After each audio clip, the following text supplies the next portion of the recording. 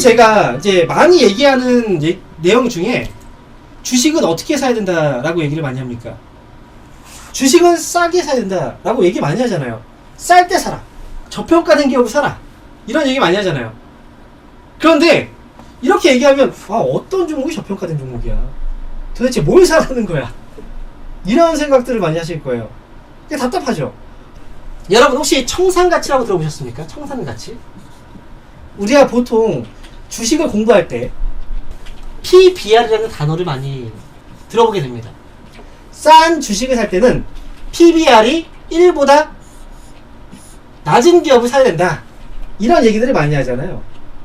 근데 여기서 말하는 이 청산가치는 어떤 개념이냐면 기업이 망했어. 부도가 나면 어떻게 해요? 이 회사가 갖고 있는 이 자산들 다 팔아야 될 거 아닙니까? 시설, 설비도 있을 거고 건물도 있을 거고 땅도 있을 거고 다 있을 거 아닙니까? 그죠? 기업이 부도가 나서 이 기업을 통째로 그냥 팔아버려요. 시장에. 그 가치를 바로 청산가치라고 얘기하는 거예요.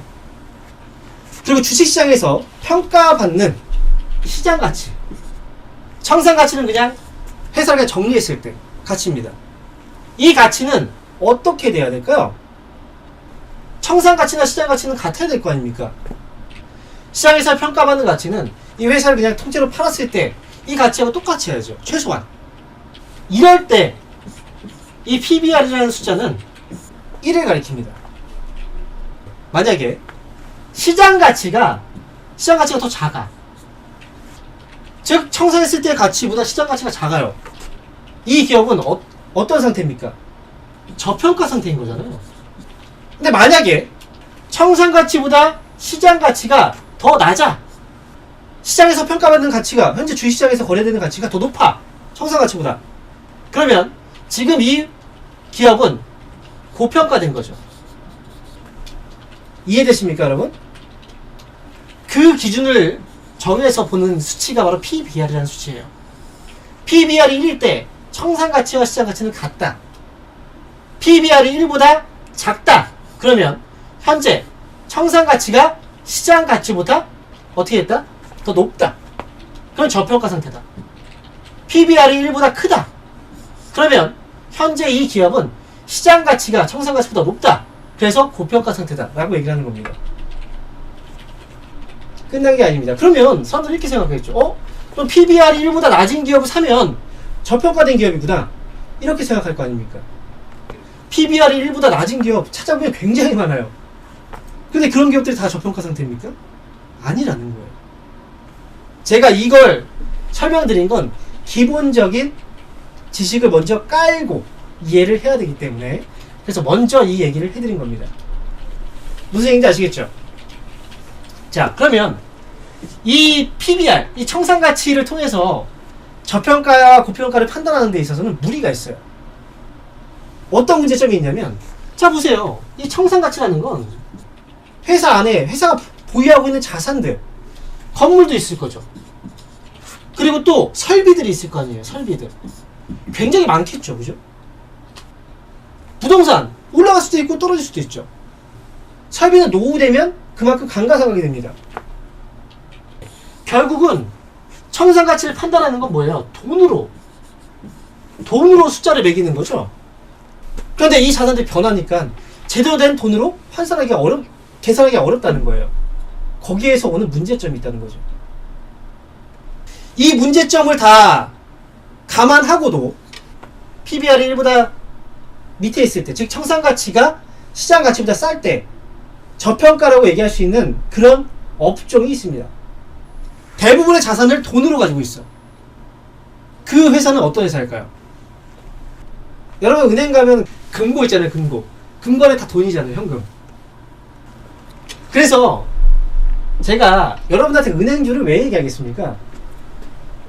왜 은행주를 봐야 돼? 첫 번째, 저평가예요. 은행주도 지금 보면 PBR이요 0.3에서 0.4 정도밖에 안 돼. 굉장히 싸다는 거예요. 무슨 얘기인지 아시겠어요? 두 번째, 자 미국에서 지금 어떤 현상이 발생하고 있어요? 부채금리가 막 올라가잖아요. 여러분들 지금 은행 가보잖아요? 그러면 지금 대출 받으려고 하면 대출 금리 올라갔어요 벌써.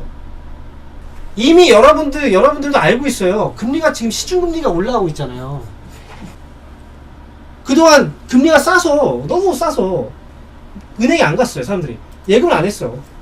그리고 주식 투자하면 돈 번다. 그러니까 주식으로 돈이 많이 몰렸다고요.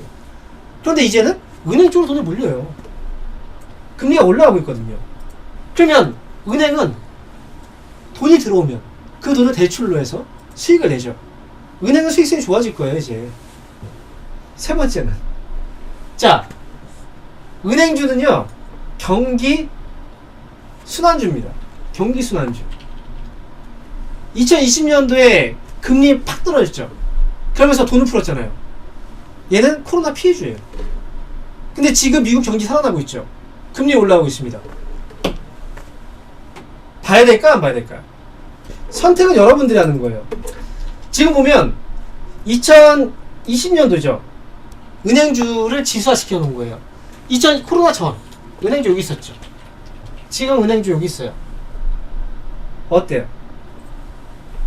사실 주가가 올라가면서, 시장이 계속 올라가면서 저평가된 종목을 찾기가 굉장히 힘들어요. 근데 제가 여러분들한테 뭐라고 얘기합니까? 따라가면 안 돼. 미리 자리 잡아서 앉아 있어야 돼요. 뭐든지. 그래야 수익을 낼 수 있다고요. 그래서 뭘 보자? 은행주 보자. 이해되십니까? 여러분? 자, 실제로 보세요. 신한지주라는 회사도 계속 올라갔어요. 계속 한 달 넘게 계속 올라오고 있잖아요. 이런 기업들도. 그런데도 뭐예요? 아직도 여기 있어. 이런 종목들은. 다른 종목도 마찬가지예요. 다 은행주들. 그래서 오늘 여러분들 잘 기억하세요. 이 PBR 1을 왜 얘기했습니까? 청산가치 왜 얘기했습니까? 시장가치 왜 얘기했습니까? 바로 은행주 설명하려고. 그리고 PBR 1을 가지고 다른 기업들은 적정가치를 매기기가 어렵다. 그거를 볼 수 있는 기업은 은행주다. 아시겠죠?